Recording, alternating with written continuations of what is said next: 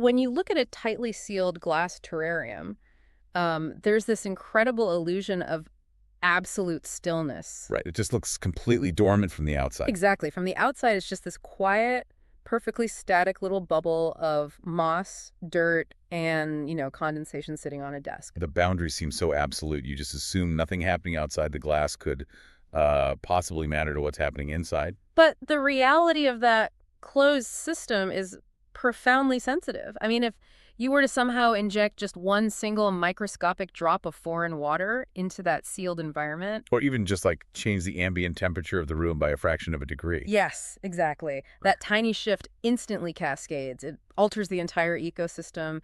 The condensation patterns change. The soil microbes react to the new humidity. The plants literally breathe differently. Because inside that glass, there's really no such thing as an isolated event. No, not at all. The boundary isn't between the plants and the soil or the air and the water. The only actual boundary is the glass itself. Everything inside is inescapably bound together in a shared destiny. So I want you to keep that fragile, hyper-connected terrarium in mind, because today we're taking a deep dive into a text that views our entire planet through that exact same lens. Welcome to today's deep dive. We are exploring a highly specific, honestly, utterly fascinating manifesto written in December of 2006. It's titled The Song of the Universe on Lifechanyuan Era 1, and it's written by an author using the name Deiform Celestial. And our mission today is to unpack this document, which lays out a radically utopian vision for a completely new world order. Yeah, and we should clarify those terms right up front because the author uses them very specifically. Right, so Lifechanyuan is a concept the author essentially frames as the ultimate harmonious epic of existence. It's a sort of return to a perfect, unified cosmic garden. And they don't just frame this as mysticism, right? They call it the scientific procedure of Tao. Exactly. Meaning they view the underlying spiritual interconnectedness of the universe as a hard mechanical law of physics, like gravity. Now, before we get into the heavy lifting of how this author plans to completely dismantle and rebuild human society, and they do, we need to offer a quick disclaimer. Definitely. This text contains some very strong, sweeping visions for a new world order. Our mission today is purely to report on and explore the ideas contained in this original source material. We are maintaining strict impartiality here. Right, we're not endorsing any of these viewpoints, and we aren't taking any political sides. We're simply acting as your guides to help you, the listener, understand the sheer scale of what this author is proposing. Because the scale is staggering. I mean, the author is demanding a complete rewrite of human civilization. Yeah, just to tease what's coming for them. Yeah. The author promises an era with no nations, no political parties, no religions as we currently know them, and incredibly, no families. Oh, and the catalyst for all of this radical change. The invention of the internet. Okay, let's unpack this. Let's start with the foundation. Where does Deiform Celestial even begin to justify completely erasing the physical and political borders of the world? Well, the justification begins right where you started with the reality of the closed system. The terrarium. Exactly.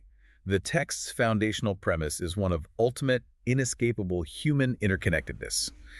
The author writes that humanity shares one sun and one moon, and that regardless of race, we're all children of a single, greatest creator. Right, they use this visual that we are all essentially passengers on the same cosmic spaceship. And the author leans hard into the concept of the butterfly effect to prove this. The examples they use are incredibly vivid. They write about an Alaskan butterfly waving its wings, which eventually connects to a massive storm at the Cape of Good Hope. Or how an earthquake thousands of miles away somehow correlates to a sensitive test in a laboratory. Yeah, but they also bring it into human society, right? They do. They tap into very specific global anxieties of 2006 to make this point. They mention how an American president sneezing can cause a global media uproar. Oh, wow. Or how the bird flu can create worldwide panic.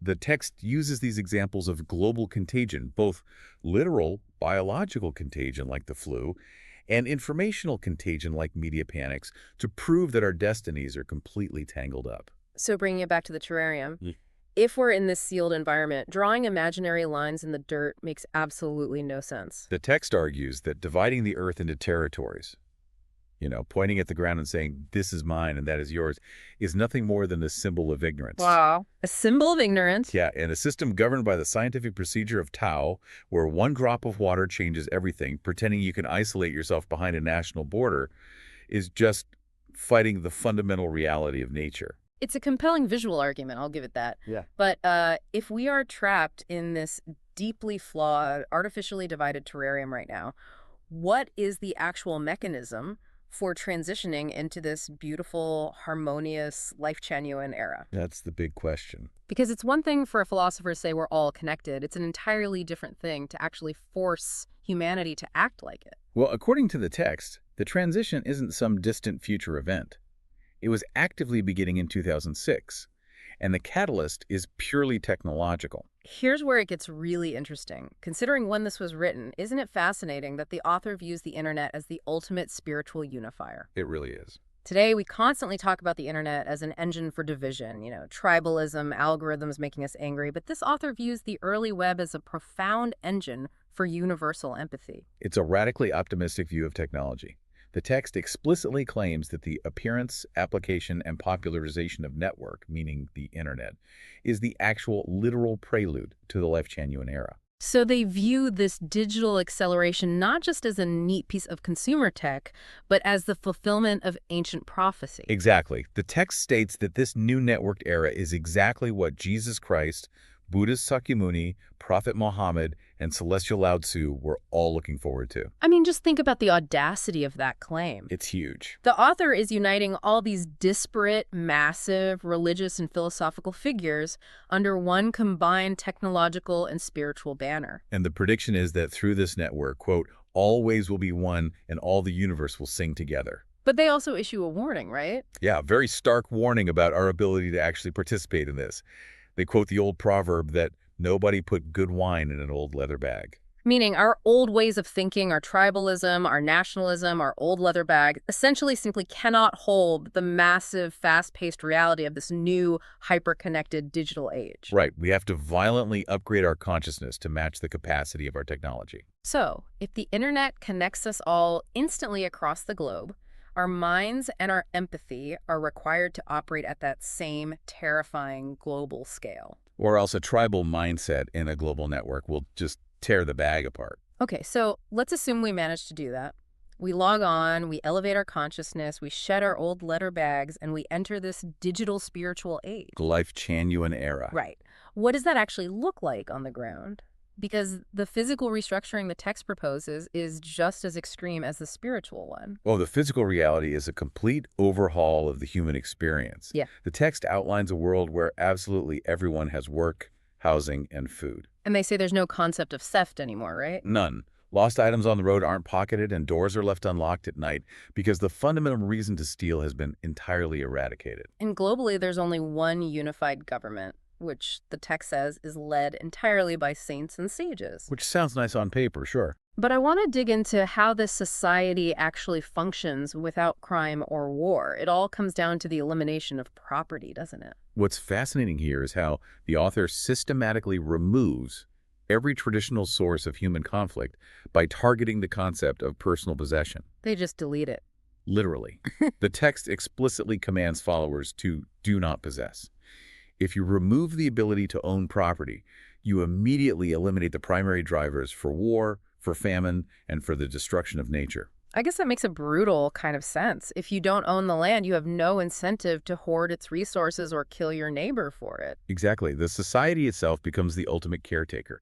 You never have to worry about your aging parents or paying for your kids' education or going bankrupt from medical care when disaster strikes. Because the text claims society absorbs all of those burdens collectively. Right. Even romantic life is completely free and open globally.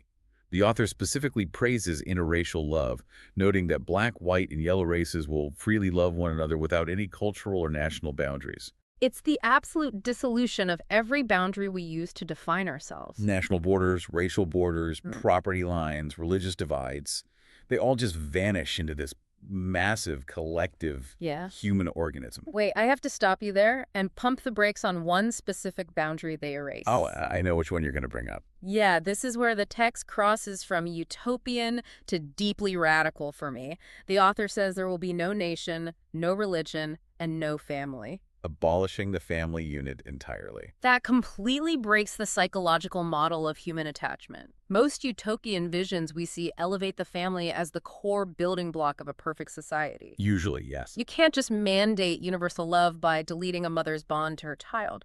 How does the author possibly justify tearing down the most fundamental biological safety net we have?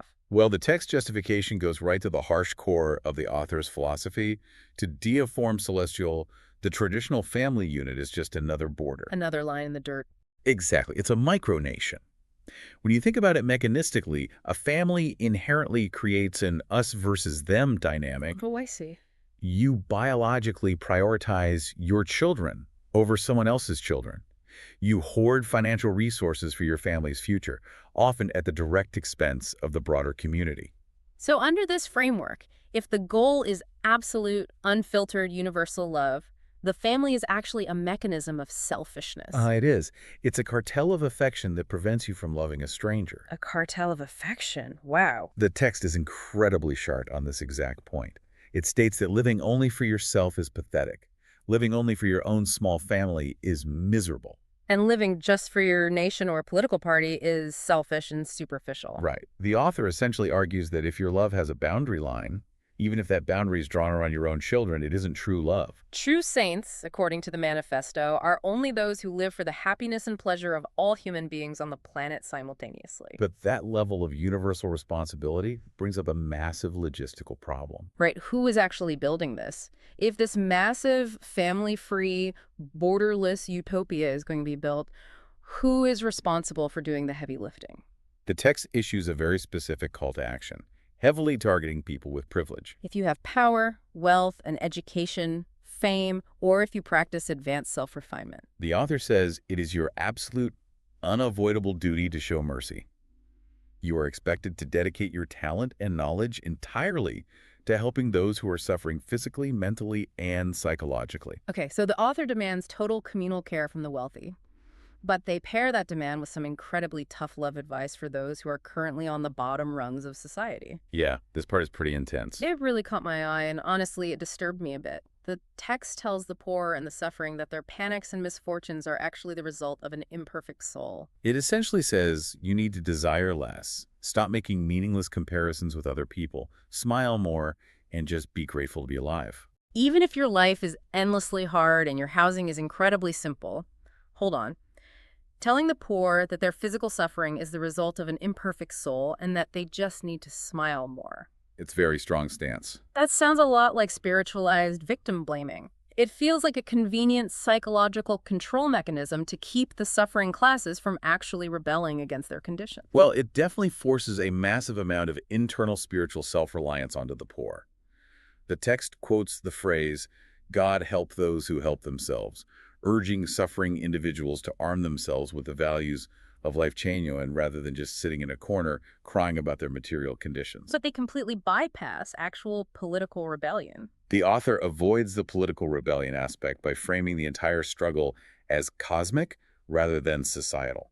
They introduce this concept called the non-material structure of life. I kept thinking of this like a cosmic spiritual hard drive, or, a permanent cloud backup for your soul. That's a great way to look at it.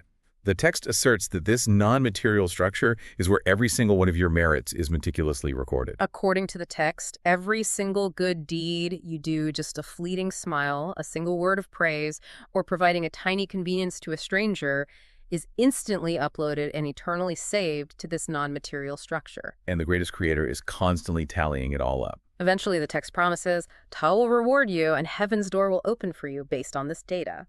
It frames every micro-interaction you have as a literal act of world building. Wow. You aren't just being polite to a neighbor.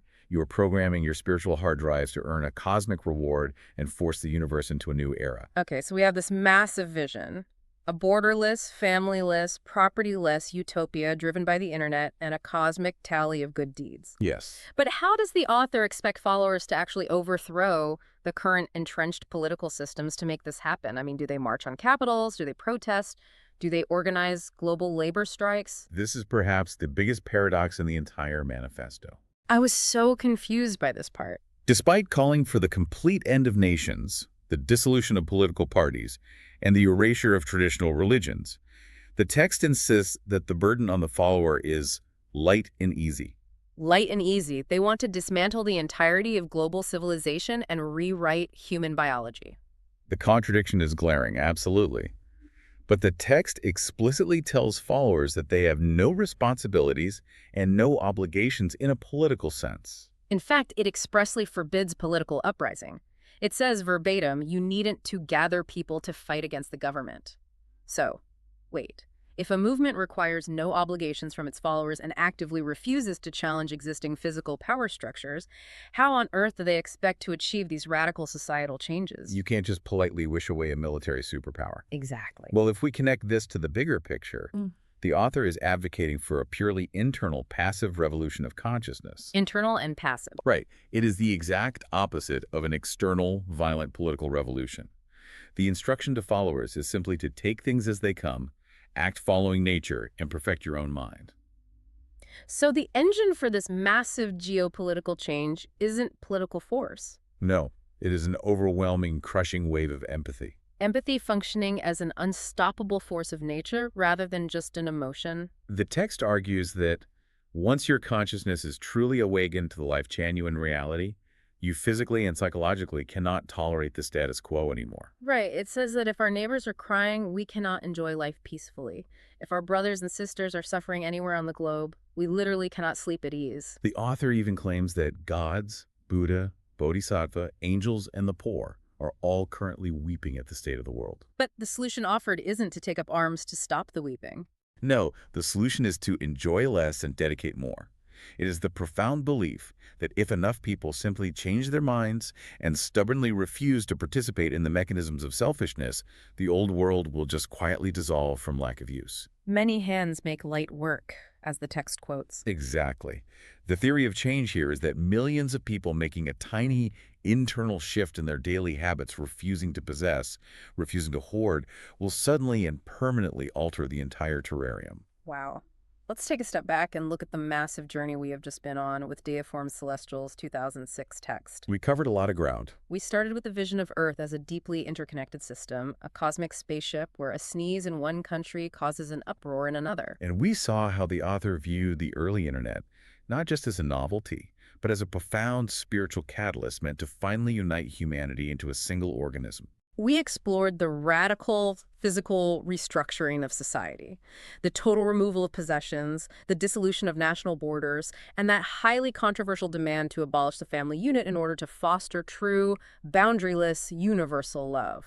And we unpacked the deeply paradoxical mechanics of how this is all supposed to happen. Right, not through violent revolution or political organizing, but through a light revolution of passive empathy. A system where the privileged are commanded to save the suffering are told to find gratitude despite their pain, and every tiny smile is recorded on a cosmic spiritual hard drive. It is a remarkable, extreme example of how human beings attempt to synthesize emerging technology, ancient spirituality, and radical social theory to solve the ultimate persistent problems of human suffering. That's exactly why reading primary sources like this is so valuable. Totally. Because for you, the listener, whether you agree with a single word of this manifesto or you find its demands completely baffling and even a bit dystopian, it shows the fascinating lengths to which human beings will go to dream up a world of peace and connection. It forces us to examine where our own boundaries of empathy actually lie. And it challenges our most basic assumptions about what is truly necessary for a functioning society and what is just an old leather bag we refuse to throw away. It certainly does. Which brings me to a final thought I want to leave you with today. The author bases this entire utopian vision on the premise of inescapable empathy. The idea that if our neighbors are crying, we simply cannot enjoy life peacefully. And they saw the internet as the tool to make us aware of those neighbors. Exactly. But think about the world we live in right now. In our hyper-connected modern digital era, the internet ensures that we are constantly, relentlessly aware of global suffering. We see the weeping of the world on our screens every single day in high definition. So if we truly are trapped in this interconnected terrarium, feeling every single drop of water that falls, can true personal happiness even exist anymore? Or does the very awareness of others' pain, the exact tool the author thought would save us, actually make peace impossible? Something to think about the next time you look at a sealed ecosystem. Thanks for joining us on this deep dive.